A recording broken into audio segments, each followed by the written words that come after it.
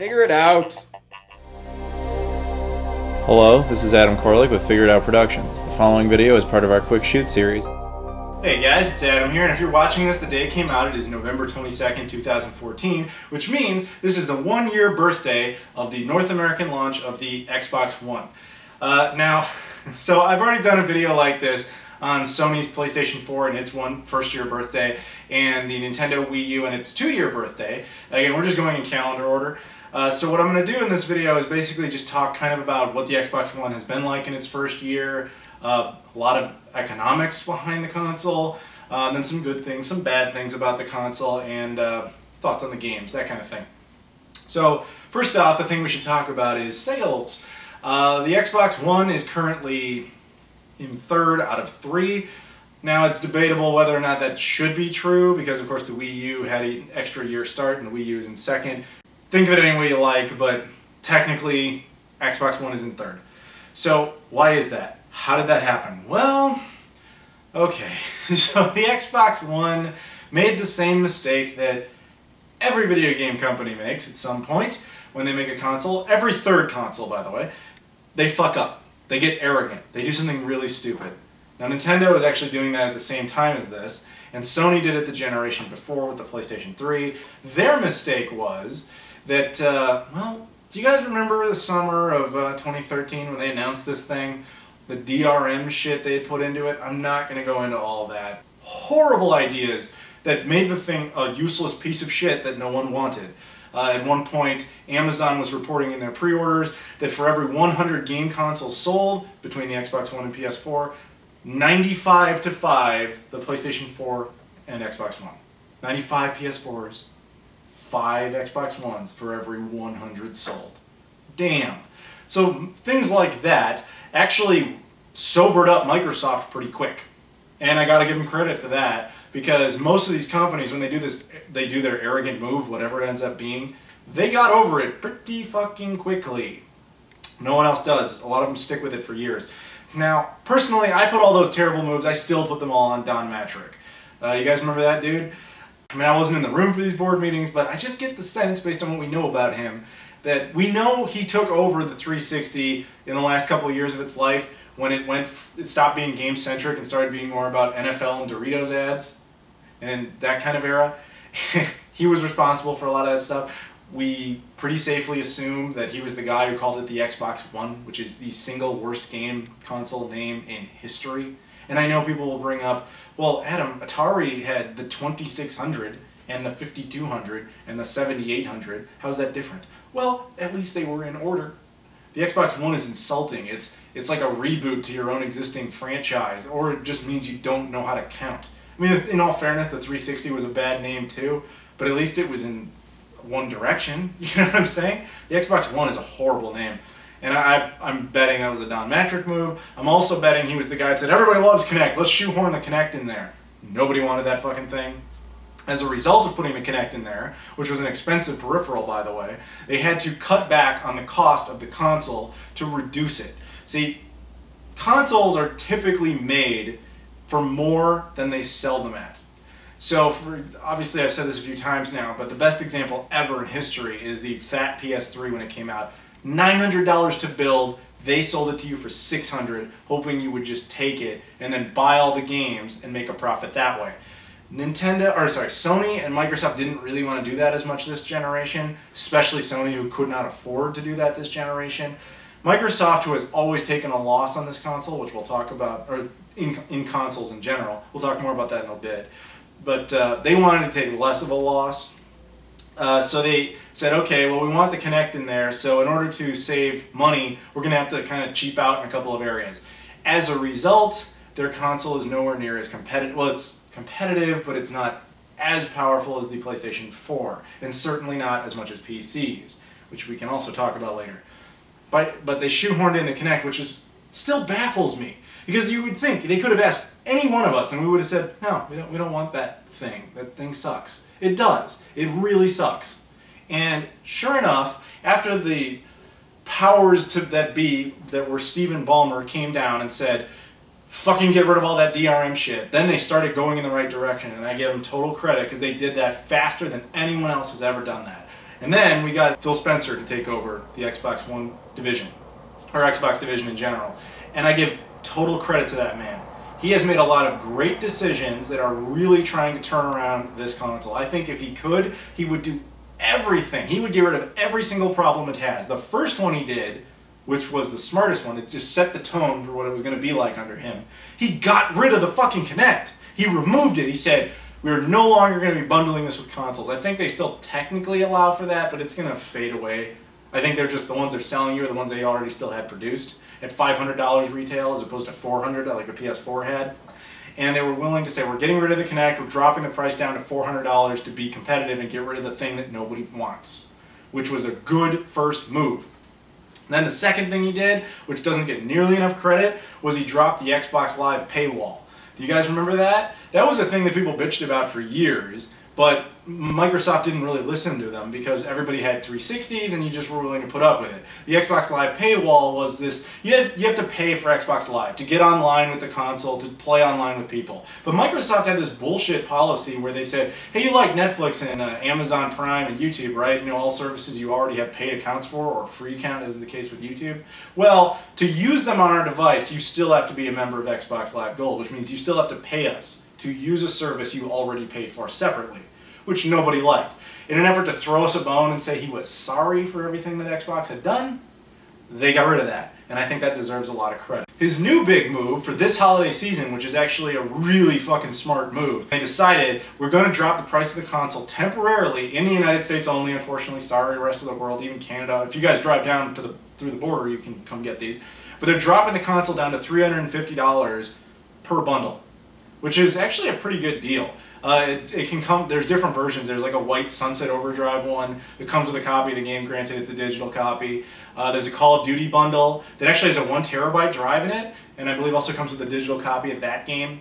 There's a few other bundles. I think there's an Assassin's Creed bundle that comes with a few Assassin's Creed games. Again, all digital, you might be noticing a pattern there. But regardless, through this holiday season, thanks to that move, that's a smart move. Going into the holidays saying, our console is now the same price or only $50 more than the Wii U, and now $50 less than our main competitor, the PlayStation 4. Props to them for that. They are taking a big loss on that, but they know something that every single arrogant console has to learn to stay relevant. They are not going to win this generation.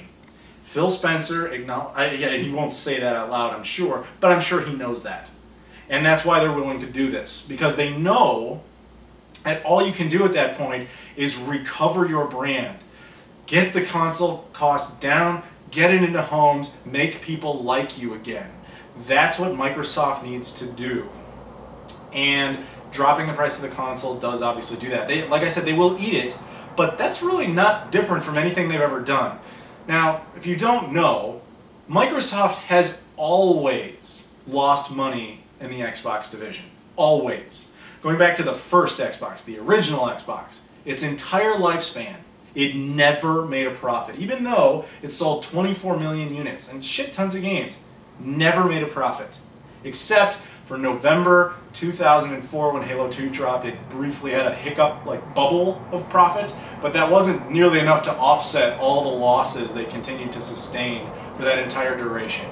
They, of course, dropped the console and moved on to the Xbox 360, and despite its juggernaut-like success, almost winning that generation, it still did not turn a profit. It probably could have had it not been for the Red Rings of Death thing. They ended up spending like a couple $1 billion repairing all those.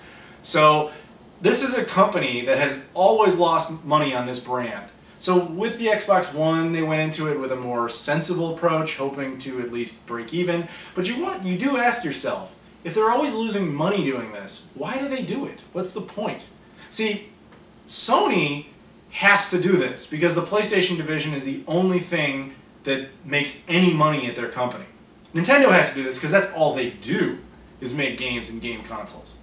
Microsoft, in my opinion, and this is just an opinion, I think they do it just for brand recognition and to do something cool. Because when you think of Microsoft, obviously most of us use Windows. But what else do they do? They make an internet browser universally everyone hates. They make, like I said, Windows, but everyone only seems to like every other version of Windows. They make phones that people don't really buy. And what?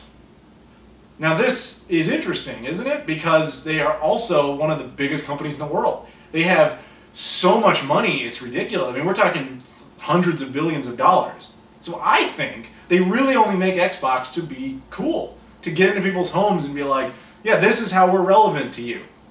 And just to advertise themselves and just to say like, dude, we could do something cool. We are proud of making something cool. We just, almost like it's just fun for them to be making it, which is why I'm sure the Xbox One is kind of killing them inside because people don't even like it. The biggest strength historically with the Xbox brand was that the Xbox, as far as consoles go, was always the best way to get multiplats. See, I love the Dreamcast, man. That was my favorite console, first of all, ever, but also in the 6th generation. But it didn't last very long. Fine. So I gravitated towards the Xbox, not because it was offering me exclusive Microsoft titles, because it wasn't, but it was offering me just the best versions of games that came out in that generation. And then I got also my exclusives with it. Xbox 360 basically did the exact same thing. You know, in that generation, up until the very last couple years where people kind of really gritted their teeth and got into the PS3, the 360 was the one that had all the better versions of games because it was easier to program for and because it was selling better. The PS3, people didn't have it, so developers didn't really want to deal with it, and it was extremely complicated and different, so it wasn't worth anybody's time initially. That did change towards the end.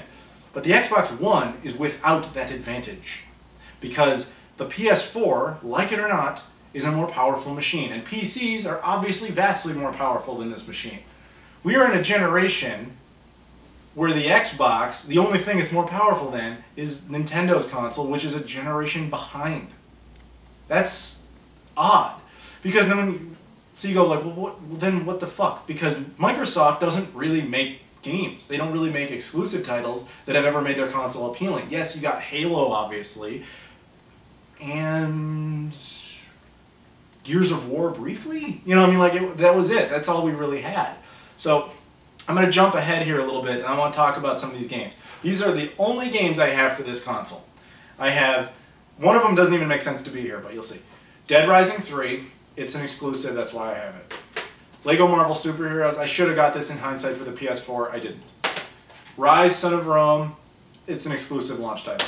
And Sunset Overdrive, which it just came out, and I'm glad, and it is an exclusive title. However, setting aside Lego Marvel Superheroes, because that is definitely a multi-plat, there is kind of a common theme with these other games.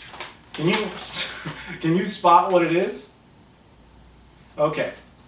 These two were exclusives. They are still console exclusives, but they are no longer exclusives overall. They both had PC releases. Why? Okay. And Sunset Overdrive, while it does still, it's the only one of the three that flat out says on the box, only for Xbox One, we are hearing more and more this is very likely to get a PC release within 6 months. Why would you do that, Microsoft? Why would you allow that to happen? So here's where we have to start talking about exclusives. Exclusives are a divisive issue in gaming. People either really like them or they really hate them. And I understand both sides of this, so I'm going to explain both sides. It's pretty obvious where I stand, but that doesn't mean I don't understand the other side. The other side of this issue would say, I hate exclusives because if there's a game I really want and it only is on this other thing I don't have, then you are forcing me to go out and spend money to buy this other thing I otherwise would not want just to play this one thing I do want. It annoys me. And I get that. I truly do. I just don't look at it that way. I look at it as like, wow, I really want that thing. I now have a reason to be excited and get that thing. You know, it's not you're forcing me to do it. It's you're giving me a reason to have it. You know, it's just a different philosophy. So that's what Microsoft, unfortunately, needs to do. They need more exclusives. They need to give us reasons to buy their console. None of these are reasons to buy this console. At least not if you include PCs. Which I don't, personally, because I'm not a PC gamer. I have nothing against PC gaming. It's just not my thing. It's just not the way I enjoy playing games. But I acknowledge that I do not represent the whole market. To the average person, if you already have a PC and you play on a PC with some regularity, and you found out, oh shit, Sunset Overdrive, that game looks really cool, I should go buy an Xbox One, and then you hear reports that this is probably going to get a PC release in 6 months, are you really about to run out and go buy an Xbox One? No, you are probably not going to do that. That is what I don't understand, Microsoft. Why? Why? Why the fuck are you letting these exclusives get out of your hands? You do not have your quintessential advantage you've always had historically, which is superior multiplats. The reality is, PCs and PS4 do dominate in that, and they will continue to dominate that unless there's one thing, but we'll talk about that in a bit. So the only thing you have is something you've never tried before, which is exclusive content. Now when it comes to exclusive content, well, there are 3 ways to go about it. One, which they will never do, which is you make the games yourself. Now, Nintendo does that because they're a game company. Sega used to do that because they were a game company. SNK fucking did that. They were a game company. Even Atari did that because they were a game company. Sony and Microsoft are not game companies. They are technology conglomerates. They pay other people to make the games. And that's fine. That's their model. It's how they choose to do it. So that just means you will not have Microsoft themselves making games. Sure, they have studios that they fund called Microsoft Studios, etc. But they themselves do not really make games. Okay? I know it's kind of convoluted, but they don't really make their games. They pay other people to make their games. So that's never going to happen.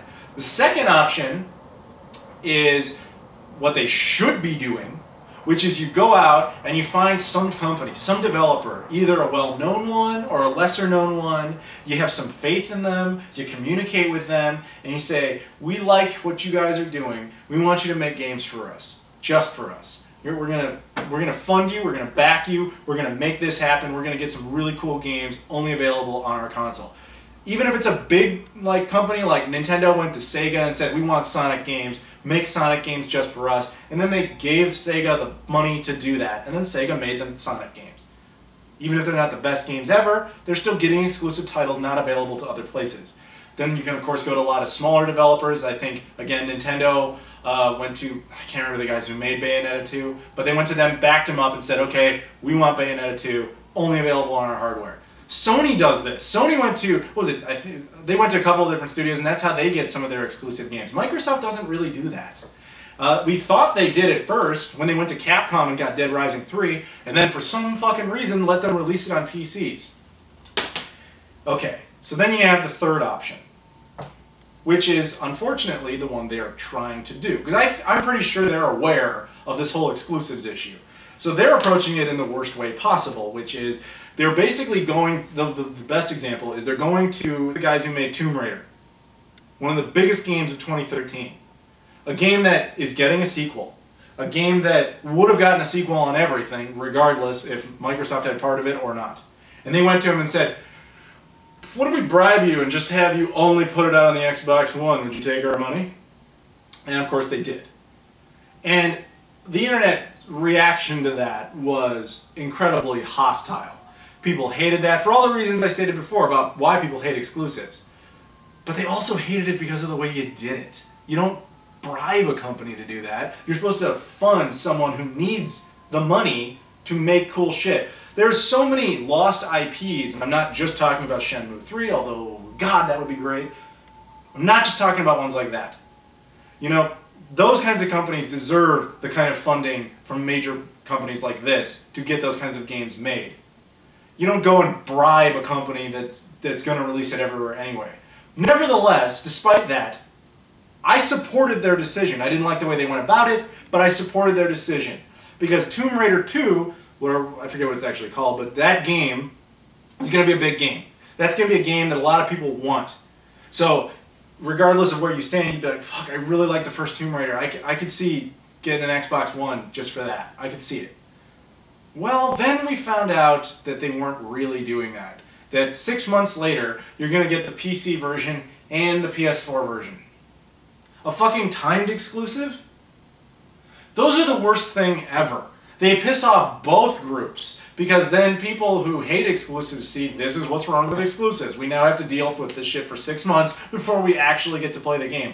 Those people are not going to go out and buy a fucking Xbox One knowing full well they only have to wait 6 months. And then you got people like me who said, oh, I'd be really excited to pick up Tomb Raider 2 for your Xbox One. Oh, wait, you are actually... Well, I'm already kind of with PS4, so I'll just wait for the PS4 version because that'll probably be better anyway. Fuck, man, stop doing that. You have to pick a street. You know, either commit to the exclusive or let it go. That's what you have to do. Okay, so enough about fucking exclusives. It's obvious. You need exclusive games. You need to give us a reason to own this console, because currently, there really aren't any. This is 4 games. One that is not, there's a total multiplat, 2 that are now released on PC, and 1 that is going to be released on PC. So the only fucking reason you need an Xbox One for true exclusivity is if you really like Forza 5. What the fuck? You will recover your brand by making exclusive kick-ass games that can only be got on your console. On top of that, you can do a little bit more with brand loyalty. Okay, here's the thing. This generation, more so than any other generation, really needed backwards compatibility. And it's not because... I mean, look, personally, I don't even really use backwards compatibility that often because I have the original consoles. I like to use them that way. But we started off the gate with not that many games. Okay, fine. But the 7th gen was such a colossal success. I mean, 100 million Wiis, 80 million 360s, 80 million PS3s. That's a lot of units, which is the only real reason for this last year or so we kept getting 360 and PS3 versions of AAA games. It's just because the install base is so big. You needed backwards compatibility to get people to stick with you. As it stands, I have now shifted over to the PS4, and the Xbox One has not offered me any reason to stay. Because I have all these 360 games right here. If you told me that this console was capable of playing these out of the box, I have much less of a reason to give a shit about the PS4. Now, I understand that this is likely never going to happen because the power just isn't there.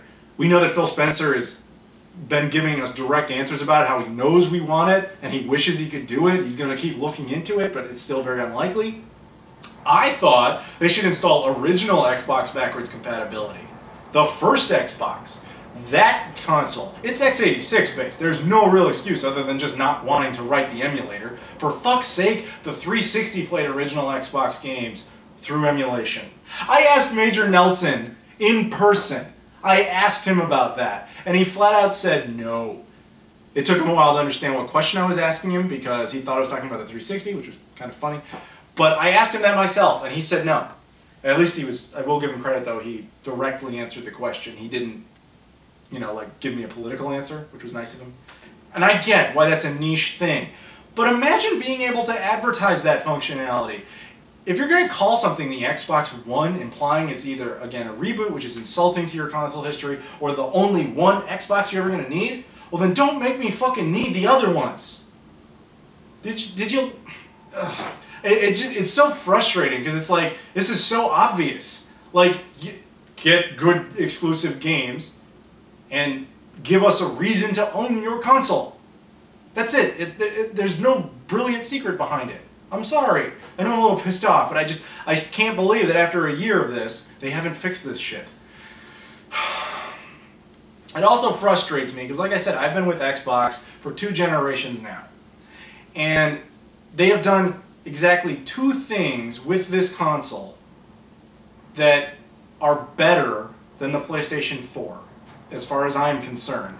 And they were the only things that were kind of holding me back instead of going to the PS4, and I'll name what they are. The first is achievements. Now, this seems stupid, because it is. I'm a 28-year-old, I'm nearly 28. I'll be 28 in a matter of weeks. And yet, I still, for some reason, care about this stupid concept, achievements. If you don't know, when you're playing a game on the Xbox 360 or the Xbox One and you get to certain points in the game, you do certain things, a little fucking harmless notification pops up saying you unlocked this many points, your gamer score isn't just improved. It's worthless. You can't do anything with it. It's just a matter of my e-penis is bigger than your e-penis. That's all it is. Why do I care? I have no fucking idea. Because I don't care about trophies. But that's what we call gaming history. I don't know how else to define it. I care about it for legacy reasons. It's something I've worked towards. It's something I just got behind. Which is another part of the whole Xbox thing that bothers me, is they don't seem to even care about their own fucking history. I've been harping on this in all 3 of these videos, and the only reason it even matters is because the PlayStation 4 doesn't do it. The Xbox One, by default, comes with a 500 gigabyte hard drive, and every single game needs to be installed to the drive. Unless you get that Call of Duty bundle, it has a 1 terabyte drive, you're limited to that space because it cannot be changed out. So Microsoft, to their infinite credit, probably Phil Spencer's idea actually, because he's awesome, it's got external storage capabilities now. You can attach a hard drive, format it, install shit on there, no problem. That is actually a feature that is so good that it might actually bring me back over to this console in of itself. But again, if Sony ever does that, I'm staying with them. Because that's the only thing that's really crippling the PS4, really, as far as I'm concerned. Other little things worth noting is it's region-free, which is very nice, and I guess you could use that HDMI in feature for TV, which nobody seems to do. I don't even think most people remember that. I bet if there's a slim model of this thing, that'll be gone, and they'll probably make a swappable hard drive, because I think they realized that was a mistake. Whatever. But some negatives, and this isn't that big of a negative anymore, is the operating system. I hated this operating system a lot more last year, and I still hate it now. It's just an iteration of Windows 8, and it sucks. It really does. But the thing is, with Windows 10 around the corner, they're going to update this thing regardless, and it's going to have a completely different look. So, as clunky and shitty as the operating system is on it, I'm not even going to care anymore. It still sucks. I still hate it. But I know at this point, because of Windows 10, that they're going to completely overhaul it, so there's no point in nitpicking about it anymore. The only other thing I do like that they did make some changes to it over time. They made it a little more user-friendly. They added, data management. They added menus, indicators for like the power of your controller. Little nice touches like that. I'm glad they did that over time, but it won't matter ultimately because again, they're going to make a Windows 10 looking version, which is another problem again. Microsoft, what the fuck is with the counting? Windows 8, Windows 10. Stop it. Learn numbers. Come on. Other negative that still pisses me off is the fact that the Blu-ray drive sucks ass. Like the Blu-ray overall functionalities. I know it's not a movie player, but I want to criticize that because it's a legitimate point. The Blu-ray software on this thing is terrible. It has not ever really improved. At one point it was so bad it was all movies played off sync. They did fix that, but the software is still unfriendly and it doesn't support BDRs, burned Blu-rays, which I know a lot of people claim is an anti-piracy measure, and perhaps it is, but it doesn't really make sense if it is one, because first of all, Microsoft doesn't own the Blu-ray format, Sony does. And yet Sony has allowed the PS3 and PS4 to play them. Okay. Most over-the-counter Blu-ray players, even the shitty ones you can get at like Walmart, can do this. And the irony is, I actually don't want to use it for that. I make a lot of video content, not just this stuff, but other projects, and I have to burn them to Blu-rays because I like things that are physical, and to preserve them, and because it's a substantially higher quality than a DVD. But this machine basically says, fuck you, you can't do that. Well, I'm sorry, I don't own a factory with a printing press that can make legitimate Blu-rays. I have to use BDR. I know it sounds like I'm just ripping this thing apart. I really want to love it. I do, because I love the Xbox brand. I'm just very worried about its future, because I think that they're trying to do something and gain some momentum, but I don't think they even really know what they want. Because, again, they've always lost money on it. It's always seemed more like a passion project for them than anything else. So, what is their future? Personally, I don't think they're going to make another conventional game console. Hell, this thing was this close to not being a conventional game console. And I don't just mean the DRM. I mean, we're hearing all sorts of stories about, yeah, there wasn't a disk drive originally. The only reason we put one in there is because we realized that data delivery was a little bit easier with a disk still, since internet connections aren't quite there. So, if that was the case, if it had been an all-digital console, I most certainly would never have bought it. So, whatever. I just think that they're probably not going to do another traditional game console. I think they'll either release some little, kind of like Sony, and what I think is going to happen with them is they're going to release a little box or something that's, it does kind of PlayStation Now type of shit that just does streaming service stuff. Or they could do, a Steam service competitor. I could see Microsoft doing that. Because obviously they do things on PCs, which I know is a big argument for why, like, well, it's okay, that Rise and Dead Rising 3 come out. They had their time on the Xbox, so let them come out to the PC. They make PCs, or they make Windows, so that's how they get more money out of it, which is fine, except it's cannibalistic because you're destroying the Xbox by doing it. The Xbox name is really all they care about, to be honest with you. At least that's how it's perceived. So why not just turn the future of the Xbox into a service? I think that's very possible. especially with all the pressure we always hear reports about every once in a while, about, you know, Microsoft's, you know, different executive of the day whenever they swap them out, saying like, yeah, you know, I don't think we really should be keeping up with Xbox. You know, their board of directors says we lose too much money on this thing. Why are we doing this? You know, stuff like that. I think it's very possible that they will turn it into a Steam-like service. So that's why I'm not sure what to tell you with the Xbox One. I know what I want out of it. I want more exclusive games. I want better ones. I want more reasons to be excited about this console. But I don't know if they're going to do it. I don't know how much they really care. I know that seems odd because of how much money is clearly put into it, but do you kind of see how that might be the case? Since historically they always lose money and have never really cared? I don't know. I don't know what to tell you. But I do know that for $350 this holiday season, it's not a bad deal. But unless you're a total game console gamer and you don't play on PCs, there isn't really much I can offer you at the Xbox One. You know, going back to the games here, Lego Marvel Superheroes is fucking awesome. It really is. But on a console, I would recommend it on the PS4. Rise Son of Rome. It's a tech demo. A lot of people really liked it. I didn't think it was that great. It looks beautiful. Clearly that's why it was made. It's clearly designed to show off what they had intended the Xbox One to be. Like, okay, well, we can utilize the Kinect this way, and you can say, throw, you know, stuff like that, and that'll be cool, blah, blah, blah. But it's not ultimately that great of a game. Dead Rising 3, I think was a lot of people didn't agree, but I thought this was a fucking masterpiece. I mean, that might be an extreme word, but I loved this game. To this day, of all the 8th gen games, excluding stuff I've played on the Wii U, this is my favorite one. This was a great game. I beat this multiple times, and I didn't even really like the other Dead Rising games. It really shocked me. I've beaten this like 3 or 4 times. It's really, really fun, and I would highly recommend it. If you only want to play it on a console, get the Xbox One version. And then finally, Sunset Drive, Overdrive.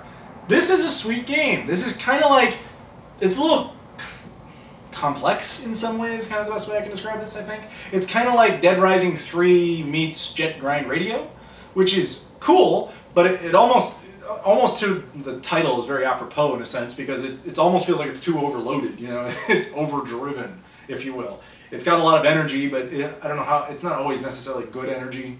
But I do like it a lot, and it's definitely something to pick up if you have an Xbox One or thinking about getting an Xbox One.